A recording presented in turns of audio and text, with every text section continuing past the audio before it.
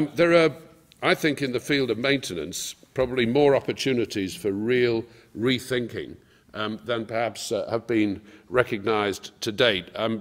Having been involved in maintenance businesses, I identify three maintenance states, if you like. One is run to fail, which all too frequently is the maintenance regime that we adopt. We let the operation continue until it breaks and then we fix it. Run to fail, needless to say, is not good value, and it certainly won't satisfy our consumers, because that's what they are as much as voters. Second, perhaps rather more intelligent, is planned preventative maintenance. As we all know, this is nothing that you won't be perfectly familiar with. But I think we all recognise that even within PPM, there's the opportunity, or the likelihood, I should say, of there being poor value in terms ultimately of carrying out periodic episodic treatment, which actually does not require to be carried out. Essentially what your contractor is doing is taking up what's perfectly good and relaying it effectively with a new sell-by date. Actually, what we should be looking at is much better consistent condition monitoring. In other words, condition monitoring, whether it's remote or whether it's visual, that actually concentrates on saying, where do we have a problem? Where are the specific hotspots that we need to address? What could we put right, for example, now that would prevent further and more aggravated failure later on? In process engineering, we see this developing all the time these days, where we're using techniques that, for example, detect minor temperature variations. In machinery, a minor variation in temperature will generally tell you that something's running wrong. You go to that, you fix that before it gets acute, and you're likely to have eliminated the need for planned preventative maintenance, because you know through continuous condition monitoring that ultimately the rest of your operation is performing smoothly. And in the context of road maintenance, highway maintenance, and traffic engineering, I think there's a lot of capacity there for looking at the way we maintain, looking at what our objectives are. Our objectives are to keep the highway actually running smoothly, in good, acceptable, if not perfect, condition. It's about prioritising where we put our money and our work. And that, for me, requires a new look at the kind of technologies that are available, some of them, as I say, remote technologies which don't require human intervention, and some of which will require perhaps a new approach to, as I say, consistent condition monitoring. I think there has, perhaps over the years, grown up an assumption that in-house services are somehow bad and outsourced services are somehow good. There are some authorities, of course, who would probably exactly reverse that proposition. In-house good, outsourced necessarily bad. Can I suggest that in a spirit of coalition and collaboration, we should put that aside. In every case, we should simply be looking pragmatically at what works. What's going to give us best value? In business, every single time we make a decision around whether to insource or outsource, we look at outcomes, not outputs, not inputs, certainly. One of the worst diseases in government is input-output disease that allows politicians to claim success simply because they're writing bigger public checks. It's not input, it's not output, it's outcomes. And if we're thinking in terms of outcomes, we may often reach quite startling conclusions about how best to operate services. If, for example, we're looking at more collaboration between councils, then we can also perhaps see in-house solutions as offering better value than outsourced.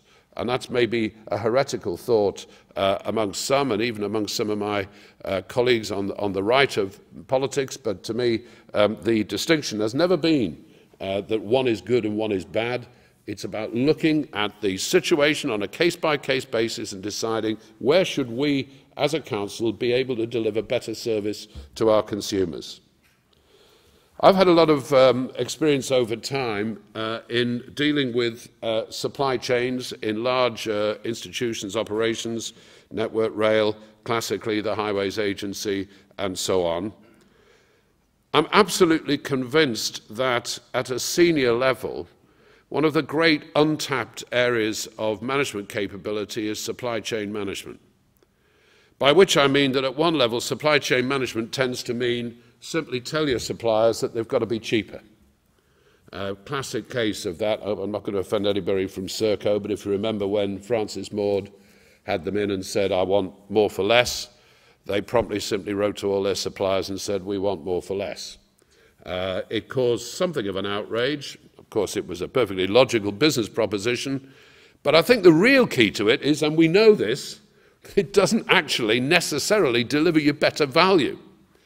It delivers you stressed suppliers who are necessarily now trying to cut corners.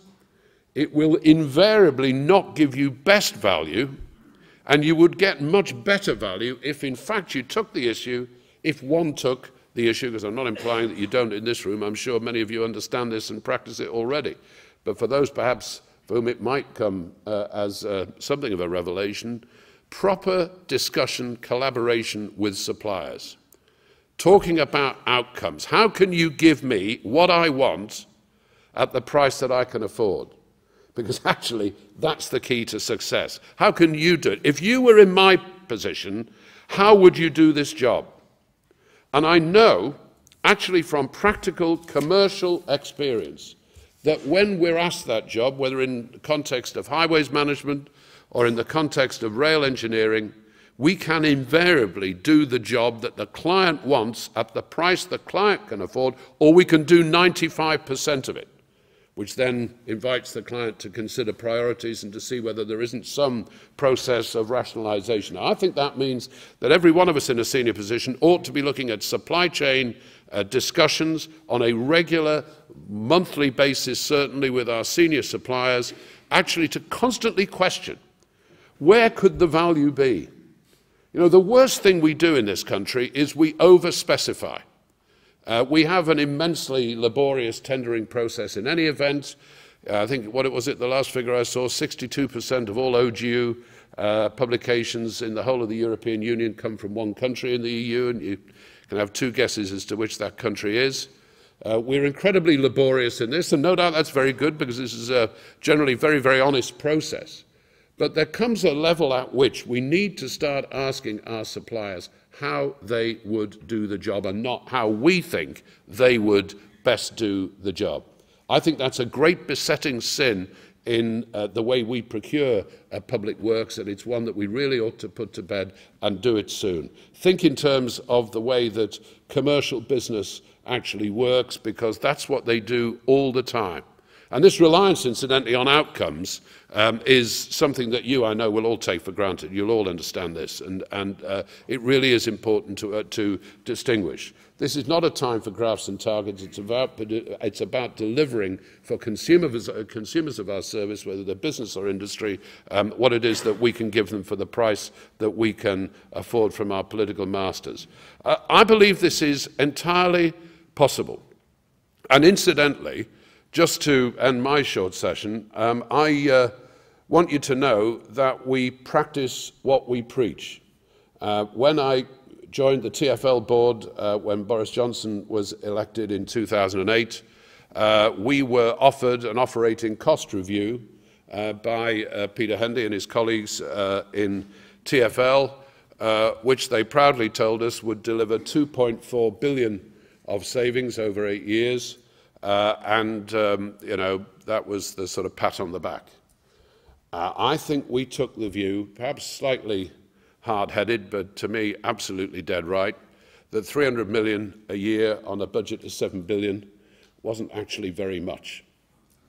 2.4 billion savings sounds an awful lot, but over 8 years, you know, and actually when you think about what any business would have to do in that time just to stay alive, because, you know, if you're not taking 5% a year out of your budget to do more for less, then you're not actually going to succeed in business. Just so that you know, our latest target over the full 8 years is now just over 9 billion. And we'll get there. We know how we're going to do it. We're doing it with technology. We're doing it with more concentration on outcomes. We're doing it by trying to read and learn the lessons of PFI, which in theory were that we ask both the public and the private sector to do what they do best.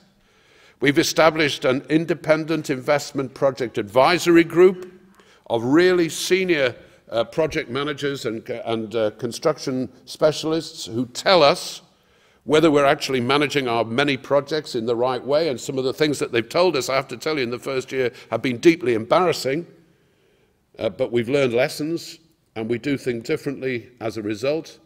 We're getting better value for public money. We're not perfect, there's still a long way to go, but 9 billion is a lot different from 2.4 over the same period, and that's incidentally why Boris was able to get quite a good settlement out of the Treasury to allow us to preserve schemes like Crossrail and our tube upgrade programme, which was so vital to the capital city. Forgive me for being parochial, but I really do mean to say that we practice what we preach.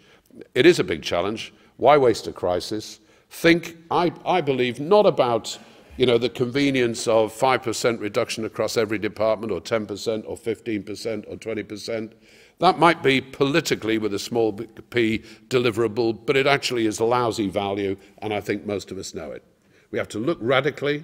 We have to be prepared to jettison an awful lot of conventional thinking and think about new ways of procurement, of management, of maintenance, of buying, and indeed of strategic logistics. But in there, I believe, is the opportunity to really redefine how we manage our highways and transportation systems, and in the process set the benchmark on which we can operate during the next decade. The next decade has to now be defined not by cuts but by growth.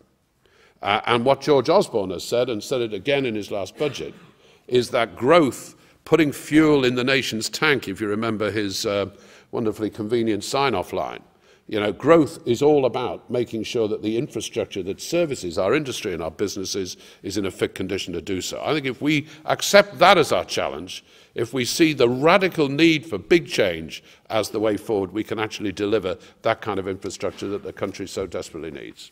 Thanks very much.